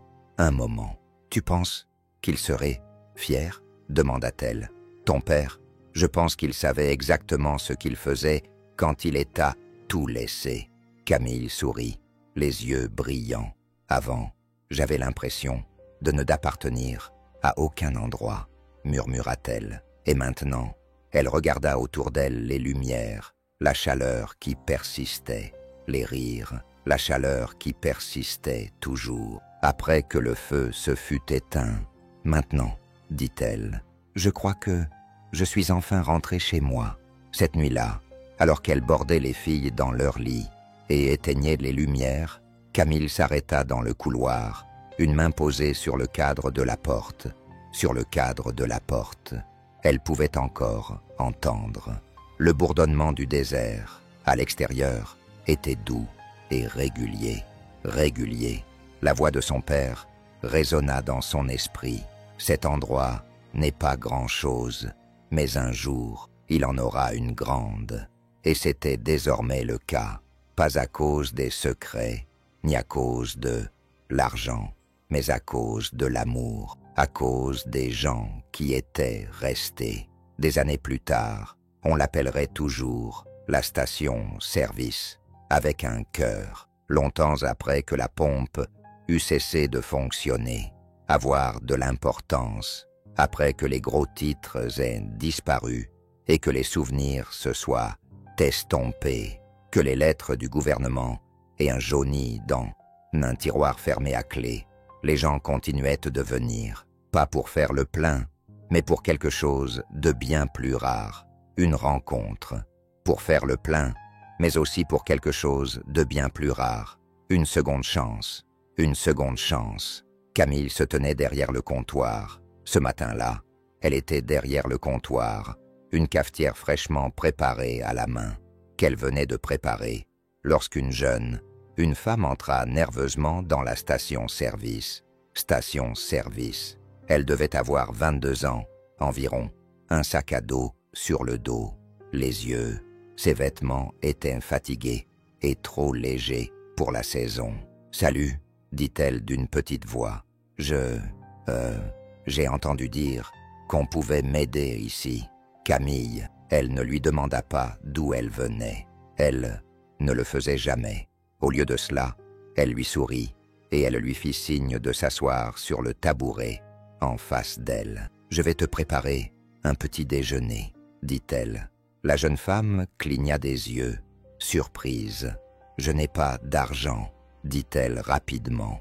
Camille versa 2 tasses de café et elle en glissa une sur le comptoir. « Heureusement qu'on ne fait plus payer. » La jeune fille hésita, puis elle s'assit, lentement, prudemment, comme si elle n'était pas encore sûre que cet endroit existait vraiment. C'est parce que Camille était réelle, mais c'était parce que Camille l'avait conçu ainsi. En milieu de matinée, les filles, désormais adolescentes, s'affairaient à préparer la collecte de dons du samedi. Léna dirigeait les opérations. La danse comme d'habitude, elle organisait les conserves, avec une précision militaire, tandis que Iselise et Luna s'affairaient à étiqueter les bacs à vêtements. Elles se disputaient la taille de la police sur les pancartes faites à la main. « Les lettres en gras font gagner des cœurs », déclara Élise. « L'écriture cursive, c'est classe », rétorqua Luna. Léna leva les yeux au ciel. Léna leva les yeux au ciel et leur tendit des autocollants. Étiqueter les vêtements pour bébé Picasso. Julien se tenait dans l'embrasure de la porte, une tasse de café à la main, les regardant avec la fierté tranquille qui le caractérisait, d'un homme qui n'a jamais eu besoin de trophées. Juste des matins comme celui-ci, Camille s'approcha de lui. « Elles deviennent leur propre tempête », dit-elle en souriant. Il sourit. « Une bonne tempête, le genre qui apporte la pluie. Quand on a été trop longtemps à sec, quand on a été trop longtemps à sec. » Elle se blottit contre lui. Elle se blottit contre lui. « Tu te souviens de la première nuit que tu ici ?» Il acquiesça. « Tu me regardais, comme si j'allais voler les boulons du plancher. Tu avais l'air d'un homme qui ne savait pas où était sa place. Et maintenant ?» Elle sourit. « Tu as l'air chez toi maintenant. » Il l'embrassa sur la tempe. « Toi aussi. » Plus tard dans la journée, Camille ouvrit le coffre-fort. Après-midi, Camille ouvrit le coffre-fort. Elle le faisait de temps en temps. Pas pour ça. Elle ne le faisait pas pour l'argent, ni pour les documents, mais pour le calme. Le coffre-fort était un endroit épargné par le temps, où résonnait la dévotion silencieuse d'un homme qui avait vécu dans l'ombre pour protéger la lumière. Elle passa Ses doigts se posèrent sur les caisses, désormais scellées. Chacune d'entre elles était marquée de la date à laquelle elle avait été ouverte pour la première fois. Date à laquelle elle l'avait ouverte pour la première fois. Elle n'avait plus peur. Elle avait peur de ce qui se trouvait ici. Elle le comprenait. Elle le respectait. Au fond, collé au mur, se trouvait là, au fond, collé au mur, se trouvait la lettre originale de son père. Si tu lis ceci, alors je sais que tu es resté. Lis ceci, alors je sais que tu es resté. Et je sais que j'ai fait le bon choix. Elle, il la murmura à voix haute. Tu avais raison, papa. Puis, elle ajouta une nouvelle note, écrite de sa main, et la plia soigneusement. Propre main, soigneusement pliée, et placée sous la sienne. Sous la sienne, je suis resté, j'ai construit quelque chose. Et maintenant, cela dépasse de loin tes capacités. Ou peut-être est-ce moi. C'est un endroit où les gens peuvent recommencer leur vie. J'espère que c'est ce que tu voulais, parce que c'est ce dont j'avais besoin. Elle éteignit la lumière et ferma le coffre-fort. Elle éteignit la lumière et ferma le coffre-fort. Cette fois-ci, elle ne le verrouilla pas, car ce qui comptait le plus n'était plus là. La ville changea lentement autour d'eux. La ville changea lentement autour d'eux. Il n'y avait personne, ne fit aucune grande annonce. Pas de ruban, pas de cérémonie. Il n'y eut ni coupure, ni gros titres dans les journaux. Mais l'ancienne casse voisine est devenue un garage, dans lequel des adolescents en difficulté apprenaient le métier de mécanicien, a vu le jour. Le restaurant a rouvert avec une nouvelle. Sa propriétaire est une mère célibataire que Camille avait aidée dans une bataille pour la garde de ses enfants. Camille l'avait aidée dans une bataille pour la garde de ses enfants. Et le terrain vague derrière la Garnay était en train d'être transformé en déblayé par des bénévoles afin de créer un jardin communautaire. Ils n'ont pas appelé cela un renouveau. Ils ont appelé cela l'appartenance. Les voisins sont arrivés les uns après les autres pour s'asseoir, respirer et se rappeler que l'espoir aussi avait sa place. Une adresse. Un soir, alors que le ciel prenait une teinte lavande au-dessus du désert, Camille s'est assise sur le capot de leur camion avec Julien. S'est assise avec Julien sur le capot de leur camion. Les filles riaient au loin. La musique jouait doucement à la radio. Quelqu'un avait oublié de l'éteindre. Je pensais que cet endroit marquerait la fin de mon voyage. Histoire, a-t-elle dit. Julien s'est tourné vers elle, le regard fixe. C'est vrai, le regard fixe. Ça l'était, a-t-il répondu. Mais aujourd'hui, c'est fini. Les fins ne sont que des endroits où la route tourne. Elle a expiré lentement, le vent soufflant ses cheveux sur son visage. Soufflant ses cheveux sur son visage. J'ai toujours attendu que quelqu'un me sauve. Puis tu es arrivé et tu n'as pas essayé. Tu as souri. J'ai juste vu ce qui était déjà là. Là. Elle a posé sa tête sur son épaule. Merci d'être resté. Je ne suis pas resté, a-t-il dit. Je suis arrivé plus tard, quand le feu s'éteignait et que les filles s'étaient endormies. Les filles s'étaient endormies sous un ciel étoilé, brodé d'étoiles. Camille traversa seule la gare, une dernière fois. Cette nuit-là, elle s'arrêta sous le nouveau panneau. Ses doigts effleurèrent le bois. La gare de l'espoir, un endroit pour prendre un nouveau départ. Et, en dessous, il y avait une inscription, fraîchement ajoutée par quelqu'un, qu'elle ne connaissait pas, mais dont elle soupçonnait l'existence. Julien, 4 petits mots peints, à la main. Dernier arrêt avant l'espoir. Elle sourit, et, pour la première fois, dans une vie bien remplie, des luttes, de survie et de seconde chance, Camille Dupont se sent comblée, pas par la peur, ni par le doute, mais par quelque chose de plus fort, la paix. Si cette histoire vous a touché, et que vous êtes resté avec nous jusqu'à la fin, écrivez simplement « L'espoir commence ici » en commentaire. Ensuite, dites-nous quelle partie de cette histoire vous a le plus ému, Si tu aimes les histoires qui réchauffent le cœur et te rappellent peut-être le pouvoir silencieux de l'amour, de la résilience et des secondes chances, n'oublie pas de t'abonner pour découvrir des histoires spirituelles et activer les notifications. Ainsi, tu ne manqueras aucun épisode. Merci beaucoup d'avoir passé un moment avec nous. Prends soin de toi.